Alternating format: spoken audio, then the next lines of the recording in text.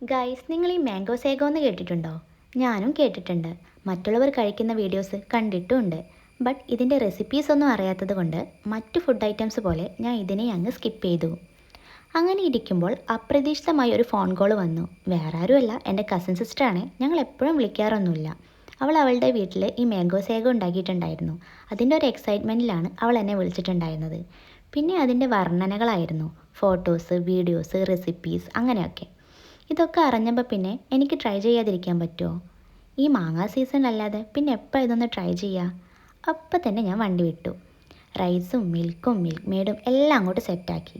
വളരെ സിമ്പിളായി ഉണ്ടാക്കാൻ പറ്റിയൊരു ഡെസേർട്ടാണ് കേട്ടോ ഇത്. ഈ റൈസിൻ്റെ പേര് ചൗവരി അല്ലെങ്കിൽ സാബൂനരി എന്നാണ്. കുറച്ചധികം വെള്ളം എടുത്തിട്ട് നന്നായി തിളപ്പിച്ചതിന് ശേഷം അതിലേക്ക് നമുക്ക് ഈ അരി ഇട്ട് കൊടുക്കാം. ഫസ്റ്റ് ടൈം ട്രൈ ചെയ്യുന്നത് കൊണ്ട് ഈ അരിയുടെ വേവും കാര്യങ്ങളൊന്നും എനിക്കറിയില്ലായിരുന്നു. സോ പിന്നെയും ഞാൻ നന്നായിട്ട് വെള്ളം ആഡ് ചെയ്ത് കൊടുത്തിട്ടുണ്ടായിരുന്നു. ഈ ബോൾസൊക്കെ നന്നായി ട്രാൻസ്പാരൻ്റ് ആവുന്നത് വരെ നമ്മൾ കുക്ക് ചെയ്തെടുക്കണം കേട്ടോ. കുറച്ചധികം ടൈം എടുക്കും. പിന്നെ കുറച്ച് വെള്ളത്തിൽ കഴുകി ഊറ്റി നമുക്ക് സൈഡിലോട്ട് മാറ്റി വെക്കാം. ഇതൊന്ന് തണുത്ത് സെറ്റാവട്ടെ. ആ ഒരു ടൈമിൽ നമുക്ക് നല്ല തിക്കായിട്ട് ഒരു മാംഗോ ഷേക്ക് അടിച്ചെടുക്കാം. മാംഗോ ചെറുതായിട്ട് അരിഞ്ഞെടുത്ത് അതിലേക്ക് മിൽക്ക് ആഡ് ചെയ്ത് കൊടുക്കാം. പിന്നെ നല്ലോണം മിൽക്ക് മെയ്ഡ് ആഡ് ചെയ്ത് കൊടുക്കണം കേട്ടോ. ഞാൻ കാണിച്ച വീഡിയോയിൽ മിൽക്ക് മെയ്ഡ് കാണാൻ കുറവാണ് ഉണ്ടായിരുന്നത്. കാരണം ഞാൻ വീഡിയോ ഓണാക്കി എടുത്തപ്പോൾ വീഡിയോ ഓൺ ആയിട്ടുണ്ടായിരുന്നില്ല.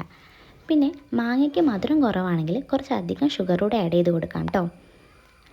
ഈ കുക്ക് ചെയ്ത് വെച്ച സാബൂൻ അരിയിലേക്ക് നമ്മൾ അടിച്ചു വെച്ച ഈ മാംഗോ പൾപ്പ് കൂടെ ആഡ് ചെയ്യണം.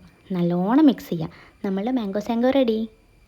വേണമെങ്കിൽ കുറച്ച് ഭംഗിക്ക് ഈ ചോപ്പ് ചെയ്ത മാംഗോ പീസ് കൂടെ അതിൻ്റെ മുകളിൽ ഇട്ടാൽ